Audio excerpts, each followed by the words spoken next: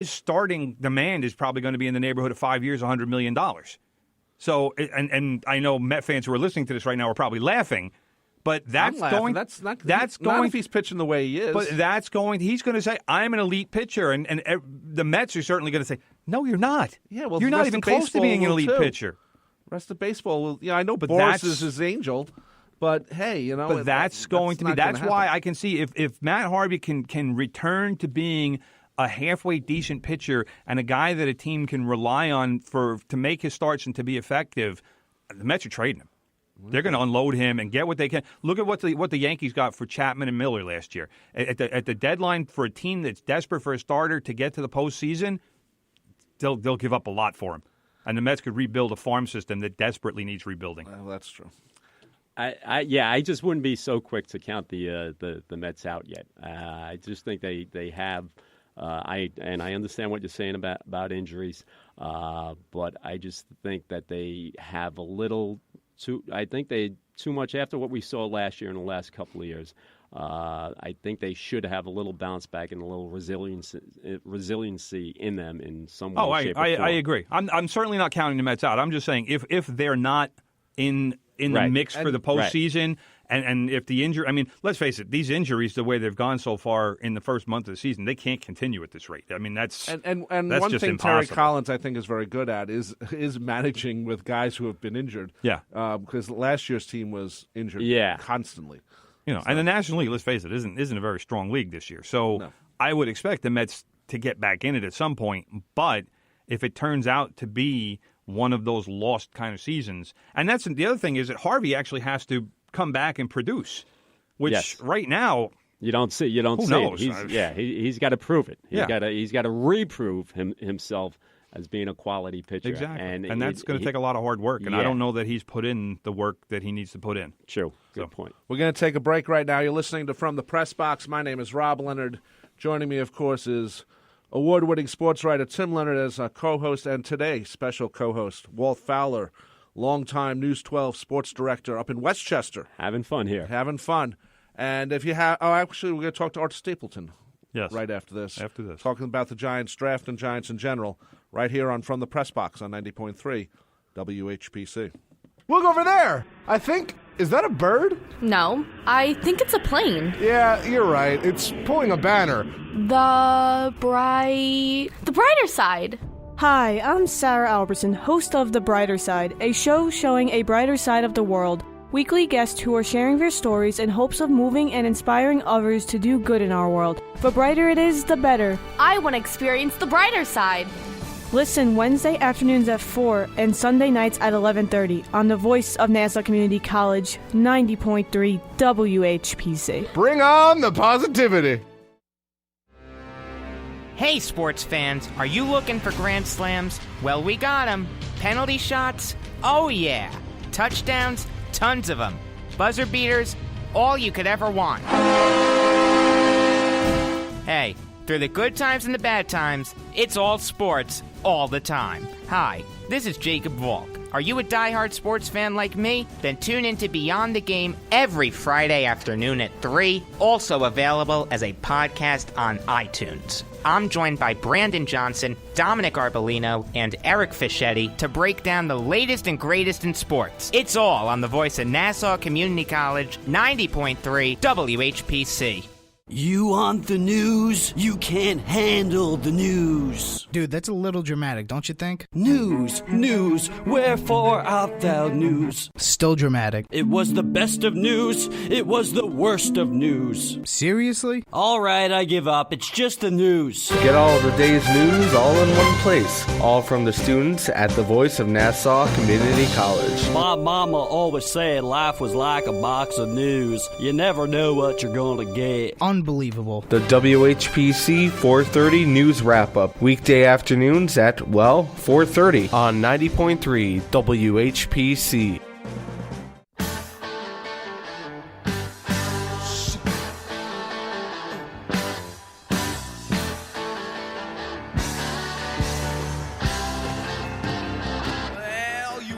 .3 WHPC from the press box.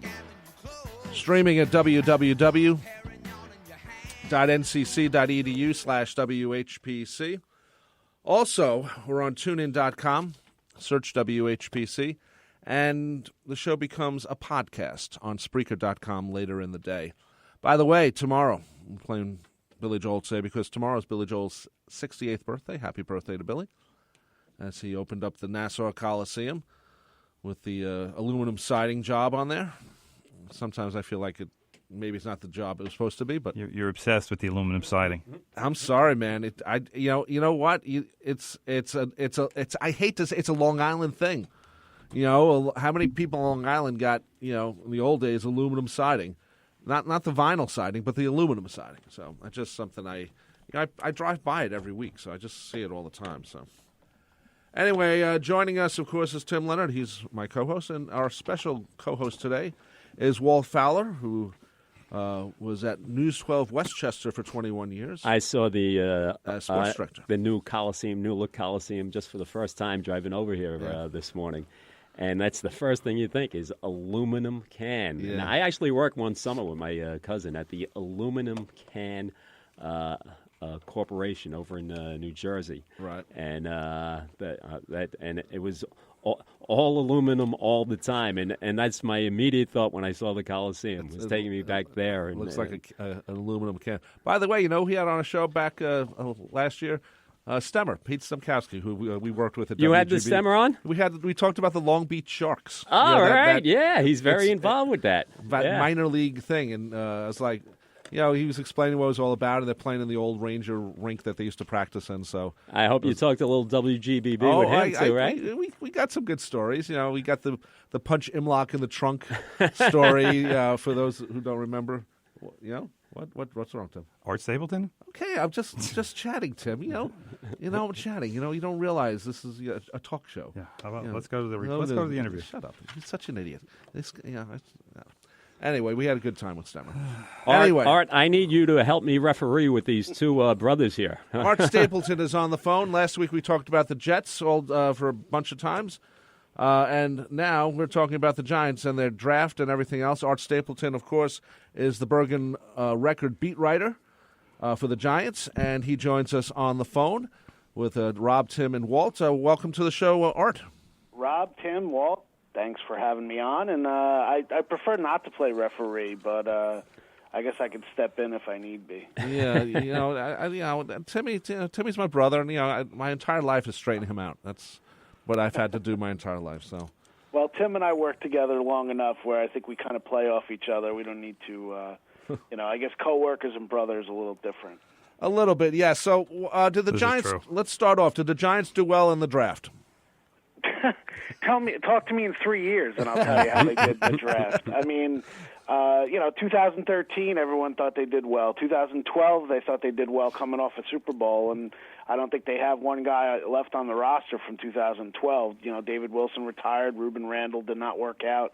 So I think they fit some needs. I think their best pick will end up being, at least for the short term, will be the second rounder, Dalvin Tomlinson, the defensive tackle from Alabama. I think they'll put pressure on him and expectations to step into the hole left by Jonathan Hankins at defensive tackle, and you play next to an all-pro like Snacks Harrison, and up front with JPP and Olivier Vernon. That's a nice role for a rookie. So I think Tomlinson will be the guy that coming out of this year, people will talk about this class kind of being defined by him. After that, I think they have guys who can play roles. Evan Ingram will play a role at a tight end / wide receiver spot. I think Wayne Gallman from Clemson, the running back in the 4th round, I think will play a role. But for the most part, I think long term, everything will be about the quarterback and who they took in the 3rd round, Davis Webb. But I think short term, I think a lot of the attention will be on Dalvin Tomlinson. Art, talk about Ingram, Evan Ingram, the 1st-round pick out of Ole Miss. To me, a little bit of a surprise, and obviously an undersized guy for the position, but remarkable speed, especially for a time. He's not really a tight end per se, and I know a lot of comparisons have been made to Jordan Reed of the Redskins. Is that what the Giants envision this guy as being? I think they will hope that's his ceiling. I think that if they can get him to play that role. It's very interesting, Tim, like you said. It's the tight end in name only, but it's the move tight end. It's not an inline tight end. They're not going to expect him to put his hand in the dirt, line up next to the tackle, and block somebody that way. That's not the position that he's playing. He's going to be a guy who splits the seam, gets up the field and tries to beat a cover two, which completely, the teams played in that shell last year where they just put defensive backs deep and they took away the receivers. They took away Beckham really over the middle, and Ingram is really more of a receiving guy. I think they liked him. I liked O.J. Howard. I thought the Giants would make a move to go up to get that complete tight end. Mm-hmm. I like David Njoku as well from Miami because I thought he has a chance to be that complete tight end. I think the Giants just looked at this position and said, you know what, we don't want a complete tight end. We want a receiving weapon. We have a guy who we signed in Rhett Ellison who can be our inline blocking tight end. We want a weapon. We want a guy who's going to stretch the field and get up there. And I think Ingram is the most accomplished receiver out of those guys if you look at numbers in college. And I think they view him as a weapon. I'm curious to see how he gets on the field if they're using Ellison to protect their tackles and they want to have Marshall, Beckham, and Shepard on the field. The personnel groupings are going to be very interesting to see how often they can use Evan Ingram on the field, because if they're going to keep the one tight end in the game, it's not going to be Ingram. Ingram's going to be in two tight end sets because you're not going to want him to line up next to your tackle and protect an Eric Flowers or a Bobby Hart. Right. Hey, Art, this is Walt. Quick question. Were the Giants justified in not picking an O-lineman until not in their top 5 picks? Did they have an offensive lineman? I guess it's a two-part question. Were they justified in not doing that? And where do how do you size up their O-line as it consists right now? Well, I think, Walt, that is a debate that I think people will continue to have. I did not like this O-line class. I didn't think there was value in the picks that were here. I mean, you talk to guys who have been around the league for decades. A Gil Brand comes to mind, who's now, an NFL Network kind of analyst. He said he can't remember a draft like this where the O-line crop was so thin, and part of that is the change in college football, the continued change of these spread offenses, the no-huddle. Offensive linemen are not being developed in college football the way they used to be. So now they come up to the pros, and the practice schedule in the pros is awful for developing offensive linemen because there's no contact. Right. So the long-winded answer to your question is I don't believe the Giants ever saw a spot where the top guy on their board was an offensive lineman, and they stuck to their board. You can make the argument that they should have taken an offensive lineman no matter what. In the second round, there were guys like Deion Dawkins from Temple, who I liked. I think it's Taylor Moton from Western Michigan. He's another guy. But I think they truly believe that to have an impact on this team, they were not going to be able to replace the guys they had with value that they liked. So, look, they're rolling the dice with the guys they have. Eric Flowers at left tackle is a first-round pick, a top 10 pick. He needs to come through. And if he doesn't come through, it's going to come back and bite them. And I think Jerry Reese will pay for that decision to not bring an offensive lineman. But right now, that's what they're rolling with. Right, I got you. Is there a free agent out there that they could that they're luring or trying to have an eye on, or no? Well, the market's really bare right now. I think there are two guys who they would consider as veterans. Ryan Clady, who was with the Jets last year, kind of as that swing tackle.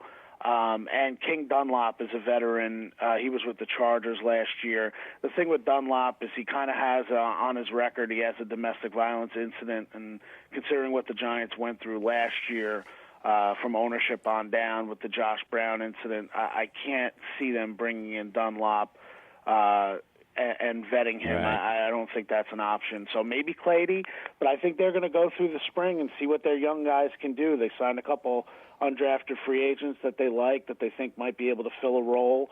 But until if training camp rolls around, I mean, that's the kind of thing that we all forget, guys, is that the media attention